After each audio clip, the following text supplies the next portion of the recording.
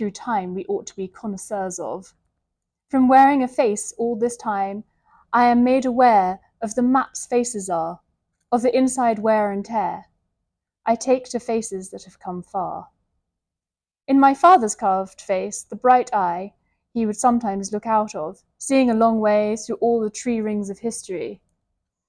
I am awed by how things weather, an oak mantle, in the house in Spain, fingered to a sheen, the marks of hands leaned into the lintel, the tokens in the drawer I sometimes touch, a crystal lived in on a trip, the watch on my father's wrist worn to a thin gold sandwich. It is an equilibrium which breasts the cresting seasons but stays calm and keeps warm. It deserves a good name. Weathering, patina, gloss and whirl, the trunk of the almond tree, gnarled but still fruitful. Weathering is what I would like to do well.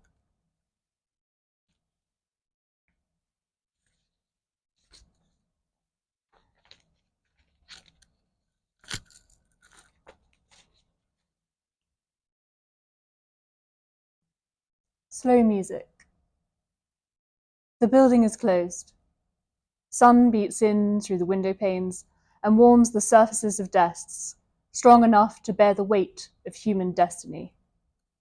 We're outdoors today, on the long, wide slope.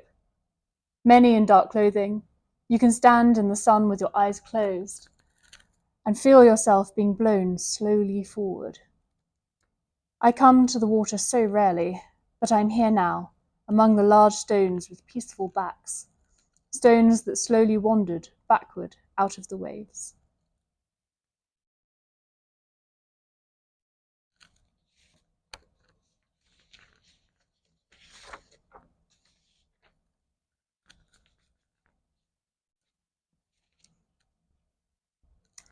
Lettuce heart with flower petals. Recipe of Marc Minot, Vézelay, France. These are flowers on my salad.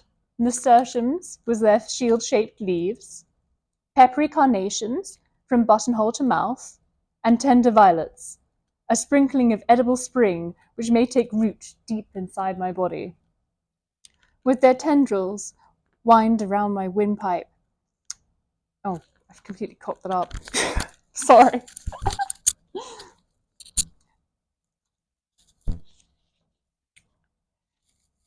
Lettuce heart with flower petals. Recipe of Marc Minot, Vézelay, France.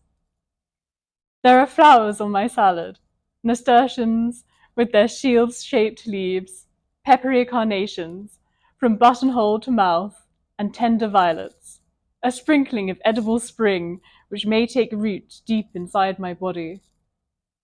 Will their tendrils wind around my windpipe, send their perfume up and out of my mouth in flowery words, even music? I eat these tiny squab, these langoustines so easily, but I feel like a cannibal as I chew on rose petals, colour of the heart's bright blood.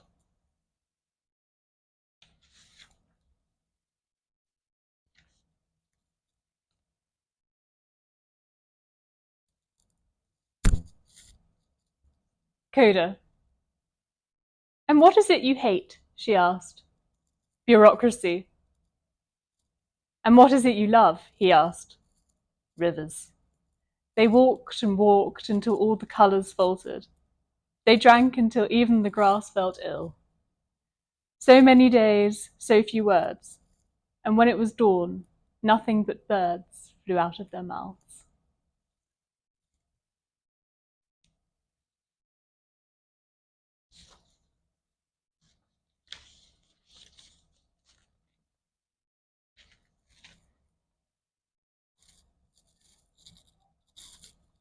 A testimonial. I have lived in this city 25 years. I have dropped things. Sorry.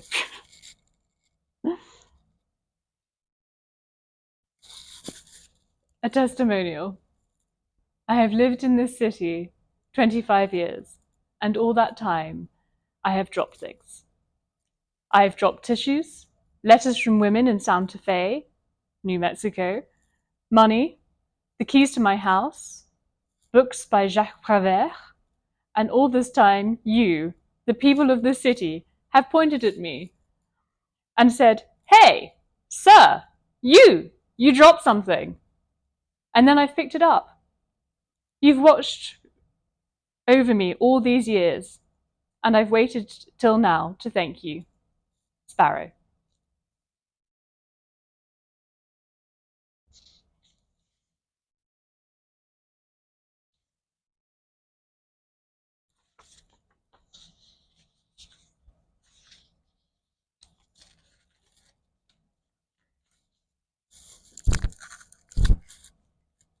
Making soup. Morning, making soup, in between work with words. The two go well. I've gathered a sprawled vocabulary of vegetables, bones, meat, herbs, a fruitful anthology of raw beginnings. For the moment, the kitchen knife is mightier than the pen.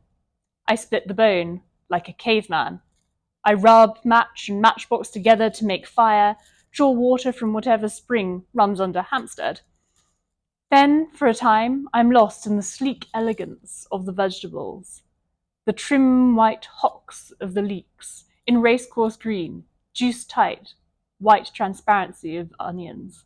Carrots red and wizened like old Scotsmen, turnips with neat white spats, a nobbled parsnip, parsley like miniature forests in fairy tales, the faint tree root whiff of thyme and bay leaf. Opacity of the onion, fat of the marrow bone. The soup pot is a green, mysterious lake. The surface smiles and coughs. Now it is time to return to the desk, to the steady simmer of words, but bolstered through the slow scrawl of the morning by the process of soup, that glutinous, rich blending.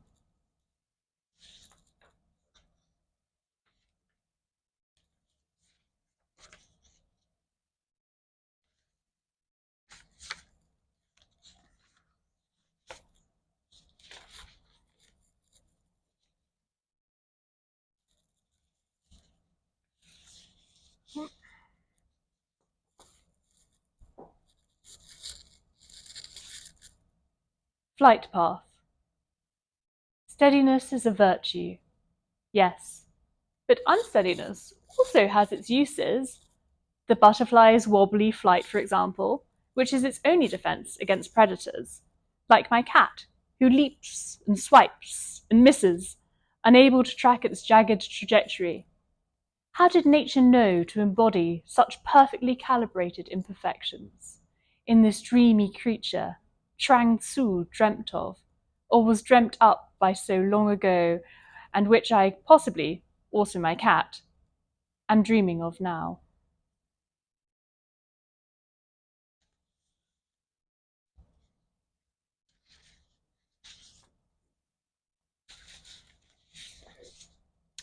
I think I'm through.